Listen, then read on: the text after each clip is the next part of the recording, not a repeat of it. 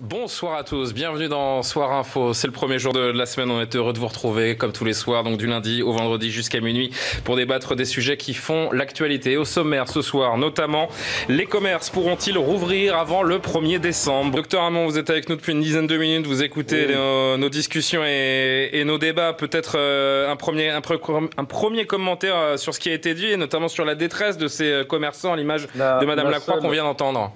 La seule personne qui dit une chose juste ici, c'est Christine Lacroix, qui dit ça que... Ça fait plaisir aux autres. C'est bien joli. Oui, non, mais elle fait pas de politique, elle. Elle dit c'est bien joli de laisser mon commerce s'ouvrir, à condition qu'il ne referme pas.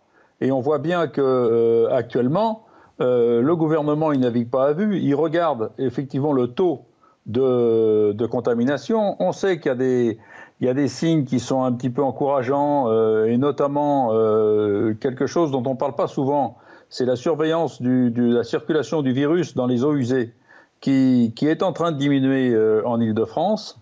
Et là, le gouvernement ferait bien de s'y intéresser parce qu'on peut identifier le taux de circulation du virus quasiment quartier par quartier. Alors c'est effectivement quelque chose qui fait pas vendre, mais c'est quelque chose qui permet de surveiller l'épidémie. Et là, le gouvernement, je pense que effectivement, il y a trois ministres qui sont pas tout à fait d'accord, mais on sait très bien. Et c'est pas la première fois depuis le début de la crise, docteur Hamon. C'est pour ça qu'on le souligne. C'est pas une simple anecdote de rappeler que... ça, franchement, c'est marginal. C'est le ministre de l'économie. C'est le ministre de l'économie qui contredit son Premier ministre. C'est pas dans une crise comme celle que l'on vit. Je suis pas certain que ce soit si anodin que ça, docteur. Ouais. Non, écoutez, votre boulot, c'est de lever les uns contre les autres, mais forcément, non. Mais sincèrement, il y a des signes encourageants. Il y a le cumul du couvre-feu, des vacances scolaires et du confinement qui commence un petit peu à porter ses fruits, et le taux de circulation du virus baisse. Il faut pas baisser la garde, mais sincèrement, j'entends ce que dit cette petite commerçante. Moi, j'ai jamais compris pourquoi on n'a pas laissé les petits commerces ouverts, qui ont fait des efforts considérables, et elle disait fort justement qu'il n'y a pas plus de chances de se contaminer dans les grandes surfaces que dans les petits commerces. Les centres-villes sont en train de mourir. Vous avez entendu la détresse de Christine Lacroix. Moi, je peux vous dire que je vois des commerçants dans mon cabinet qui sont au bord du suicide. Et là, la catastrophe sanitaire, c'est une chose, la catastrophe économique, c'est autre chose, mais la catastrophe sanitaire, ce sera peut-être pas là où on l'attend sur le Covid, mais sur la détresse des gens et sur les syndromes dépressifs qui vont arriver et qui sont là. On se demande si d'ailleurs le monde d'après, comme on l'a nommé il y a quelques mois, sera pas pire que le monde d'avant de ce point de vue-là, et ça semble se confirmer. Je voudrais juste clouter ce débat sur les commerces, rappeler que des dizaines de milliers de personnes ont perdu ou vont perdre leur emploi, qu'1 million de personnes supplémentaires sont passées sous le seuil de pauvreté en France, et dans le même temps, s'il doit y avoir un gagnant sur cette non-ouverture pour l'instant des commerces, ce sera bien Amazon, le géant du e-commerce qui apparaît comme le grand gagnant de la crise depuis le début 2020, les ventes ont explosé. La fortune de Jeff Bezos, son propriétaire, a dépassé désormais les 200 milliards de dollars. Quel cynisme, tout de même, monsieur Ravier. Alors, docteur Hamon, il faut être vigilant et actif, comme le dit Olivier Véran, mais on constate donc que le nombre de nouveaux cas de Covid-19 est en chute libre dans notre pays depuis le début novembre. On en est tous évidemment très satisfaits. Comment l'expliquer ? Que le nombre soit en chute libre, c'est le fait des vacances scolaires, le fait du couvre-feu et le fait du confinement. Incontestablement, il y a des progrès qui sont faits, et comme je vous disais, il y a des signaux qui permettent de dire que ça va encore continuer à baisser, mais le taux est quand même suffisamment haut pour que si on se relâche trop, ça redémarre. Et il faut qu'on maintienne ce taux en baisse, sinon effectivement l'économie va souffrir. L'économie va souffrir, beaucoup de gens vont déprimer, beaucoup de gens vont perdre leur emploi. On va se retrouver dans une situation de marasme avec des nouveaux pauvres, avec de nombreux chômeurs, avec des commerces qui ferment. Et il est capital qu'on fasse encore un effort.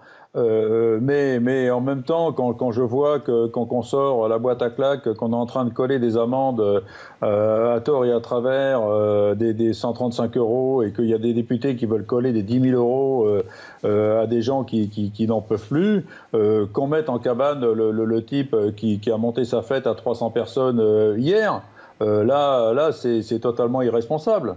Qu'on arrête d'emmerder les gens avec des attestations. Ils n'en peuvent plus de ce côté-là. Ça, c'est vrai que c'est un peu énervant. Oui, non, sur les restaurants, c'est malheureux, mais clairement, c'est très dur, sauf à avoir de grandes salles avec des hauts plafonds et qu'on puisse aérer. C'est vraiment, les lieux confinés sont des lieux de contamination formidables. Alors là, pour les sports d'hiver, pour les sports d'hiver, si vous entendez ce qui se dit sur le plateau, hein, Jean-Paul Hamon, mais... Pardonnez-moi, docteur, juste une phrase, un exemple. J'ai pris le train ce matin de Marseille pour venir à Paris.